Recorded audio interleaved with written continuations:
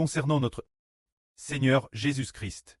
Dans l'Ancien Testament, il a dit Gt Prophétis que Dieu frapperait le berger. Le berger, c'est le Seigneur Jésus. Se dire frapper le Seigneur Jésus. Et les brebis du Seigneur seront disperses. Ce qui est merveilleux, c'est que, au tout début, jusqu'au Christ Seigneur, au moment de son sacrifice, les brebis qui suivaient de près le Seigneur n'étaient pas nombreuses, seulement une dizaine de frères. Mais, bien et sœurs, ceux qui croyaient au Seigneur, étaient nombreux, TRS nombreux, mais ceux qui restaient toujours près du Seigneur n'est pas nombreux. Lisons cela. Le Seigneur dit ceci. Cette nuit, vous trébucherez tous cause de moi. Et m'abandonnerez, car il est écrit, je frapperai le berger, et les brebis seront disperses. Mais après ma résurrection, j'irai avant vous, en Galile. Le Seigneur a ainsi prophétisé que cette nuit, le Seigneur serait flagelle. En réalité, qui a flagelle? C'est Dieu qui a frappé. C'est dire, je frapperai le berger, et les brebis seront disperses. Le précleste allait utiliser Pilate et les Juifs pour attaquer le Seigneur Jésus, car le Seigneur Jésus-Christ est le berger. Les brebis du Seigneur Jésus-Christ, en plus de ces âpres, comprennent aussi notre époque et des millions de personnes, qui sont toutes des brebis du Seigneur. Mais le Seigneur devait l'avance, parce que nous avions offensé le précleste. Souffrir l'avance pour nous.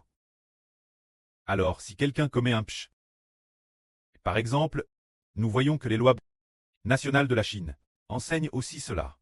Si c'est,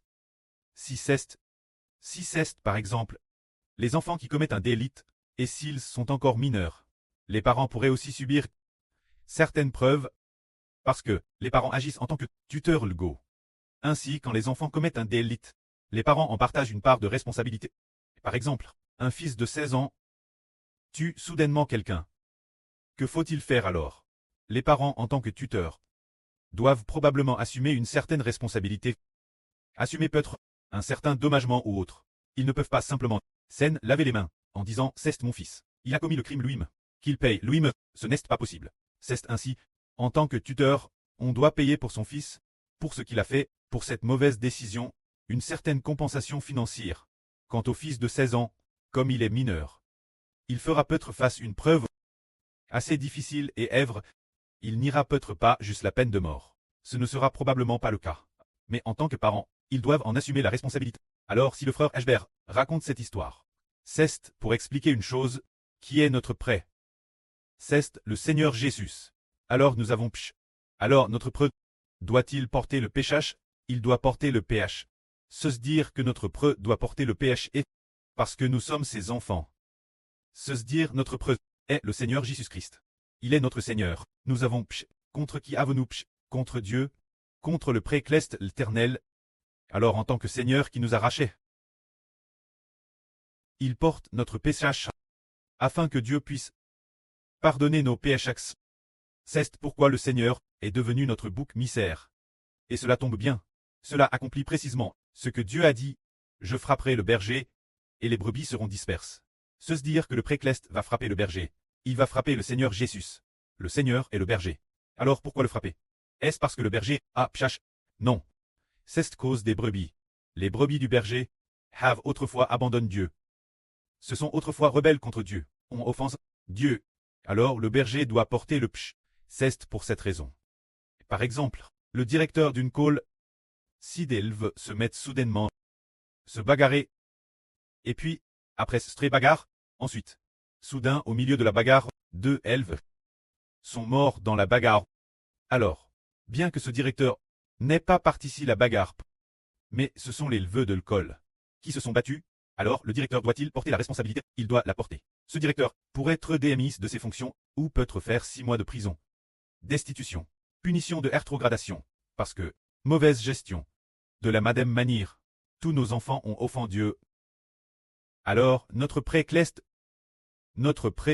l'Éternel, fait en sorte que tel un directeur, le Seigneur Jésus-Christ, porte le péchage notre place. C'est pourquoi le Seigneur doit être frappé par Dieu, ce qui signifie très flagelle par Dieu. Ce moment tel, quand le Seigneur dit que tout le monde va m'abandonner, Pierre dit, Madame, si tout le monde te renie cause de toi. Je ne trébucherai jamais. Je ne te renierai jamais. Se dire que Pierre dit qu'il ne trébuchera certainement pas, qu'il n'abandonnera certainement pas le Seigneur. Madame, si tout le monde abandonne le Seigneur, moi je ne l'abandonnerai pas. Madame, si je rencontre des difficultés, je ne voudrais jamais abandonner le Seigneur là. Mais le Seigneur dit Pierre, Simon, Simon, Satan vous a réclamé pour vous cribler, comme le froment. Mais j'ai pris pour toi, afin que ta foi ne défaille pas. Et toi, quand tu seras converti, là, affermis tes frères, rance le fort, je te le dis en vrai. Cette nuit, madame, avant que le coq chante, tu me renieras 3 fois. Cesse de dire que Simon a dit qu'il ne trébucherait pas, mais le Seigneur a dit que Satan voulait s'emparer de Simon. Satan, le diable Satan, voulait s'emparer de Simon, mais le Seigneur avait déjà pris pour Simon. Simon Pierre, pour qu'il ne trébuche pas. Cesse de dire que Satan voulait attaquer Pierre pour que Pierre abandonne le Seigneur. Tout comme Pierre, nous savons tous que Pierre était celui qui aimait le plus le Seigneur, et le Seigneur a aussi donné Simon le nouveau nom de Pierre. Pierre signifie un roc terrestre solide. Le sens de roc, c'est se dire quelqu'un dont la foi est ferme, comme un roc, qui ne sera pas branlant, solide comme un roc, impossible branlé de quelque manière que ce soit, qui n'abandonnera jamais le Seigneur. C'est ce qu'on appelle Pierre. Appelle solide comme un roc. Pierre, dont la foi est solide comme un roc, allait renier le Seigneur 3 fois cette nuit. Attaque de Satan. Alors pourquoi 3 fois renier le Seigneur 3 fois? Pour montrer qu'il allait abandonner le Seigneur, comme le frère Héber l'a dit. Bien que Pierre soit solide comme un roc, TRS stable envers le Seigneur, mais quand le Seigneur n'avait pas encore été crucifié, avant la rédemption, est-ce que Pierre appartenait au Seigneur? Non. Bien qu'il ait toujours suivi le Seigneur, et l'ait beaucoup aimé, mais du point de vue de la loi,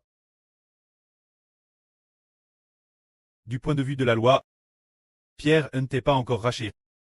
Avant que le Seigneur Christ n'ait sacrifié sa vie, l'esprit de Pierre n'appartenait pas au contrôle du Seigneur Jésus-Christ. Et avec Pierre, ce groupe de frères, ce groupe d'apôtres, il n'appartenait pas non plus au Seigneur Jésus. Puisque le Seigneur n'avait pas encore payé la ranon pour racheter Pierre, avec quoi l'a-t-il racheté? Racheté par le sang vers du Seigneur. Racheté Pierre et aussi Jean, et aussi nous frères et sœurs, avant que le Seigneur n'ait offert son sang vers comme ranon. Dieu. Selon la loi, Pierre était encore sous la domination du diable. Tous les apôtres appartenaient, n'étaient pas encore sous le nom du Seigneur. Bien et sœurs, ils aimaient le Seigneur, mais leurs esprits n'étaient pas sous le contrôle du Seigneur. Jusqu'à ce que le Seigneur Christ soit crucifié, et ait vers son sang, rachetant les hommes pour lui-même. Pierre est alors devenu comme racheté par le Seigneur Christ, et place sous le nom du Seigneur. Mais avant que le Seigneur Jésus ne soit crucifié, Pierre n'avait pas encore été racheté, était encore sous le pouvoir de Satan.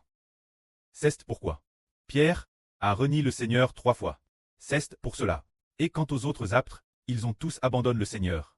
C'est juste que Pierre a fait face à une preuve, a fait face à une tentation. Quand les autres apôtres rencontrent des preuves, rencontrent des tentations, est-ce que ce n'est pas un peu comme Pierre? Qu'en pense Héber dans son esprit? Madame, si les autres apôtres, lorsqu'ils rencontrent des tentations, seraient peut-être comme Pierre, voire Madame pire que Pierre. Pour quelle raison? Parce que le Seigneur n'avait pas encore vers son sang, n'avait pas encore racheté les apôtres pour qu'ils lui appartiennent. Donc, bien que les apôtres aimaient le Seigneur, mais, du point de vue de la loi, ils étaient encore sous le pouvoir de Satan. Mais quand le Seigneur a vers son sang, après cela, que ce soit Pierre ou tous les autres, tous ont été rachetés pour appartenir au nom du Seigneur. C'est pourquoi ils ne quitteraient plus le Seigneur. Ainsi, nous comprenons que le Seigneur devait verser son sang, pour que les hommes appartiennent son nom. Alors ajoutons quelque chose. Tout l'heure, le frère Héber a dit, si un LEVE commet un délit, le directeur doit en porter la responsabilité. C'est la loi de ce monde, n'est-ce pas? Alors, ou bien, si les enfants commettent un pch, il se peut que les parents aient aussi une certaine responsabilité. C'est ainsi, mais maintenant. Par exemple, nous frères et sœurs aujourd'hui, sommes-nous encore sous l'autorité de ce monde? Non plus maintenant. Alors, appartenons-nous nos enfants? Non plus. Parce que nous sommes DJ morts, baptisés en Christ. Nous sommes DJ morts. Nous n'appartenons plus ce monde.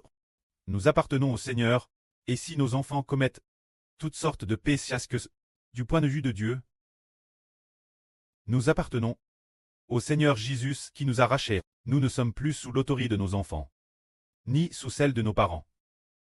Madame, si tout ce qui les concerne sera jugé par les gens de ce monde. Quand nous devons simplement tout laisser de côté pour prêcher l'évangile du Seigneur. Par exemple, prenons un exemple. Par exemple, notre sœur Ruth, bien qu'elle soit DJ à ses jeux, mais elle est toujours la tutrice de son fils. Selon la loi, selon les lois du pays, c'est ainsi. Mais depuis que notre sœur est morte par le baptême, elle n'est plus la sœur Peng Minghua d'autrefois. Elle est devenue de la maison d'Israël, un enfant sous le nom de Dieu et du Seigneur. Se dire la sœur Ruth, ainsi que notre sœur soit tranquille. Tout ce qui concerne l'avenir n'est plus de son ressort, parce que notre sœur appartient DJ au Seigneur Christ. C'est entièrement remise au Seigneur, et doit seulement prêcher l'évangile du Seigneur. Par exemple encore, l'un de nos frères, par exemple, notre frère Joseph, selon les lois du pays, il devrait retourner chez lui pour s'occuper de ses parents, et ainsi de suite, ou assumer ses responsabilités familiales, et ainsi de suite.